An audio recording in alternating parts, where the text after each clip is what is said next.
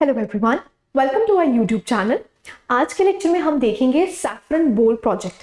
Again एक important topic है, चाहे फिर वो आपके एग्रीकल्चर से रिलेटेड हो, चाहे फिर वो एनवायरनमेंट से रिलेटेड हो, दोनों के लिए ये काफ़ी ज़्यादा इंपॉर्टेंट हो जाता है। Let's start the topic. देखिए, सबसे पहले आपको पता होना चाहिए ये न्यूज़ में क्यों था। नंबर 1, जो नेक्टर है, that is north east centre for technology application and reach under the saffron bowl project has identified, just a second, हाँ जी, has identified a few locations in Arunachal Pradesh and Meghalaya for saffron cultivation। अब देखिए, हमें पता है जो saffron है हमारी country में वो सिर्फ आपको जम्मू एंड कश्मीर में देखने को मिलेगा। ऑन द अदर हैंड, अब नेक्टर क्या कोशिश कर रहा है कि जो सैफरन की कल्टीवेशन है वो हम नॉर्थ ईस्ट रीजन्स में भी लेके जा सकें। तो वो मेघालय और अरुणाचल प्रदेश के कुछ एरियाज को सिग्निफाई कर रहा है जहां पर हम सैफरन की कल्टीवेशन कर सकते हैं। अब देखिए, सैफरन की कल्टीवेशन क्यों इंपॉर्टेंट है, क्योंकि इसकी ह्यूज डिमांड है इन इंटरनेशनल मार्केट और ये काफी ज्यादा कॉस्टली बिकता है। तो इसी की वजह से हम अपनी सप्लाई को बढ़ाना चाहते हैं। तो कश्मीर के रीजन से तो हम सैफरन उगाते ही हैं, साइड बाय साइड हम क्या करना चाहते हैं, नॉर्थ ईस्ट रीजन्स में भी कुछ लोकेशंस को आइडेंटिफाई करना चाहते हैं जहां पर हमारा सैफरन ग्रो कर सके। ठीक है जी। अब देखिए, सबसे पहले आपको पता होना चाहिए नेक्टर क्या है। It is an autonomous body under the department of science and technology which supported a pilot project to explore the feasibility of growing saffron in the northeastern region। देखिए, जो कश्मीर की ज्योग्राफी है, जो एनवायरनमेंट है, वो environment आपको signify करता हुआ दिखेगा इन the north eastern region to.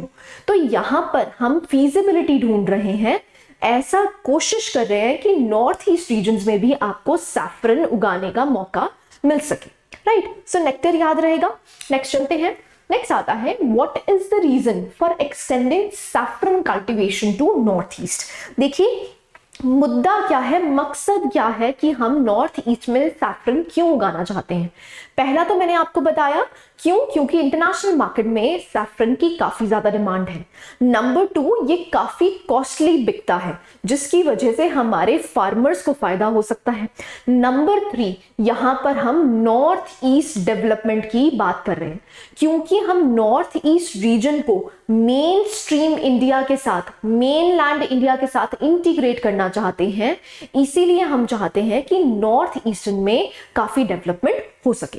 So the reasons behind, number 1 is that saffron production was only confined to very few and specific regions in Kashmir।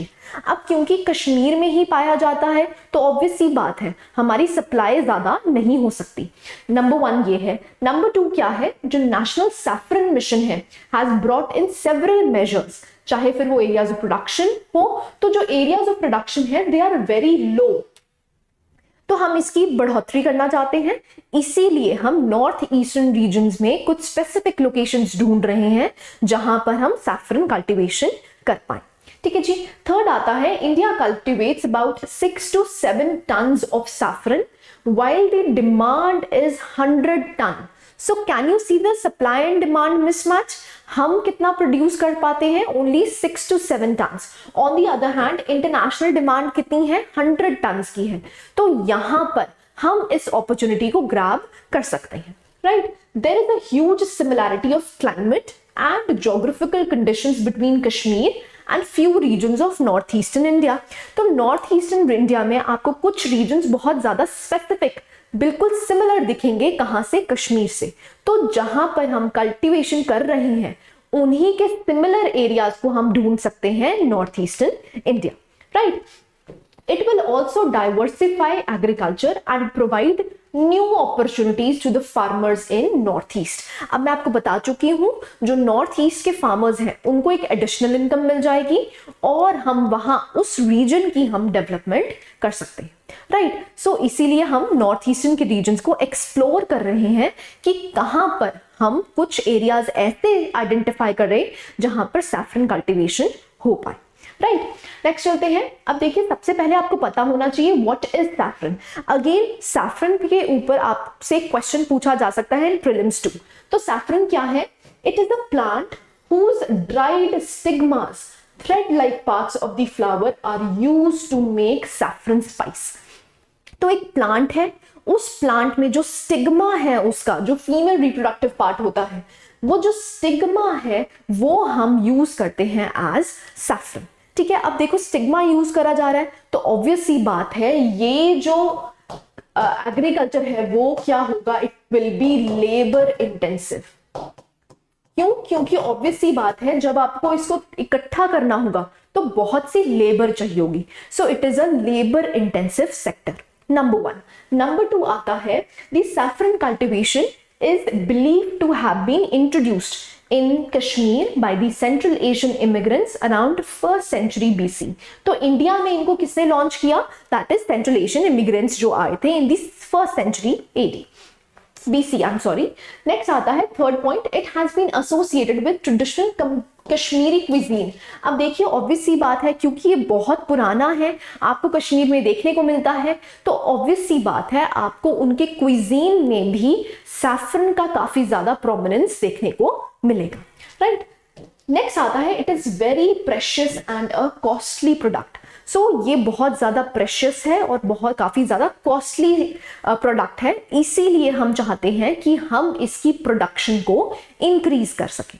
Next आता है in ancient Sanskrit literature saffron is referred to as bahukam. So यहां पर आपको याद रख सकते हैं आप, अगेन प्रीलिम्स का कोई क्वेश्चन बन सकता है कि बहुकम क्या रिप्रेजेंट करता है।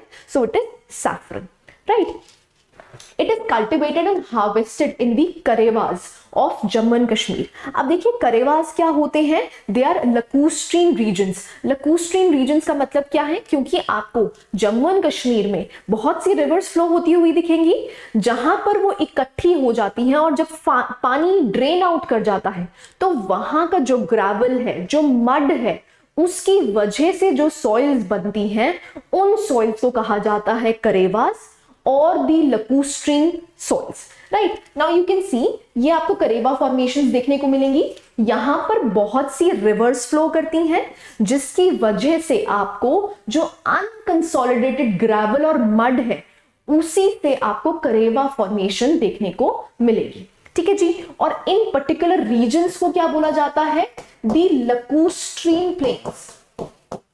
अब लकूस्ट्रीन प्लेन्स का मतलब क्या है, which is derived from lakes, ठीक है। सो वहां से जब पानी फ्लो आउट कर जाता है तो जो अनकंसोलिडेटेड ग्रेवल और मड देखने को मिलता है आपको इन दी कश्मीर वैली, वहां पर आपको सैफरन कल्टीवेशन देखने को मिलेगी, which is known as the karewa formations. Again अब प्रीलिम्स का क्वेश्चन पूछा जा सकता है यहां से, राइट। नेक्स्ट चलते हैं, अब इंपॉर्टेंस क्या है देखिए। सबसे पहले it rejuvenates the health and is used in cosmetics and for medicinal purposes. अब जो सैफरन है उसकी काफी एडवांटेजेस है, चाहे फिर वो हेल्थ से रिलेटेड हो, चाहे कॉस्मेटिक से रिलेटेड हो, चाहे मेडिसिनल पर्पसेस से रिलेटेड हो। It has been associated with the traditional Kashmiri cuisine, इसके बारे में हम पहले भी बात कर चुके हैं, जो कि एक तरह से कल्चरल हेरिटेज है किसकी, कश्मीर की, राइट। नेक्स्ट चलते हैं। सो what are the seasons and conditions of cultivation? Now again this is what you need to remember कि सैफरन के लिए, कल्टीवेशन के लिए क्या आपको चाहिए होती है। तो ये जो है, ये जो सैफरन है उसको अगस्त और सितंबर के मंथ में आपको कल्टीवेशन करनी होती है। In India the saffron corns, जिसको हम सीड्स बोलते हैं, they are cultivated during the months of June and July and at some places in August and September. So आप कह सकते हैं जून टू सितंबर इसका सोइंग सीजन होता है, ठीक है। और अक्टूबर में इट स्टार्ट्स फ्लावरिंग इन अक्टूबर। सो बहुत ही शॉर्ट स्पैन है, राइट। इस शॉर्ट स्पैन को हम क्या कर सकते हैं, हम बूस्ट कर सकते हैं। जैसे कि करेवास हमें कश्मीर में मिलते हैं, वैसे ही कुछ रीजन्स को हम आइडेंटिफाई करना चाहते हैं in the North East India, right. So conditions आप देख लें। नंबर 1, ऑल्टीट्यूड कितना चाहिए। Saffron grows well at an altitude of 2000 metres above the sea level.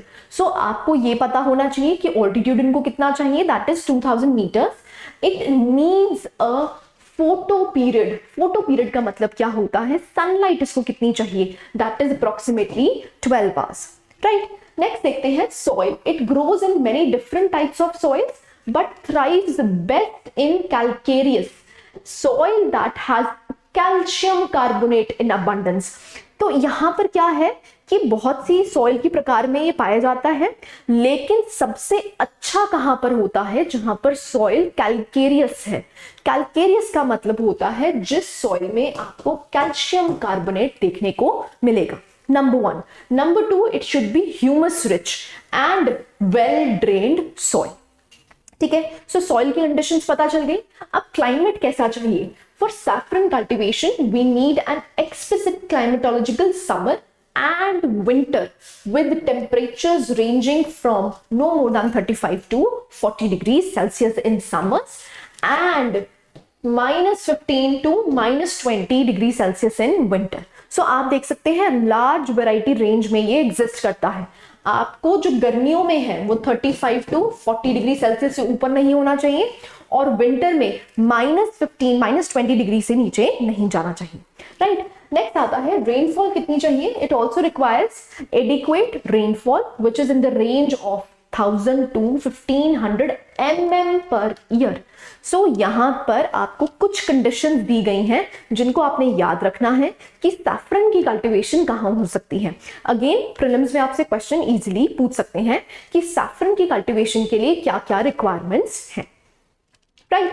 So what are the major saffron producing regions in India. अभी for the timing saffron producing regions कौन कौन से हैं.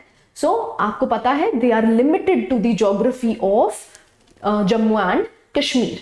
पंपोर रीजन जो है commonly known as the saffron bowl of Kashmir is the main contributor of saffron production.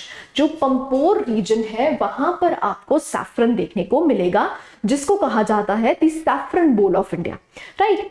Other districts कौन कौन से हैं. They are Budgam, Srinagar and Kishtwar districts. This you can remember. So अभी फॉर द टाइमिंग कहां पर है. That is located in the Jammu and Kashmir region only.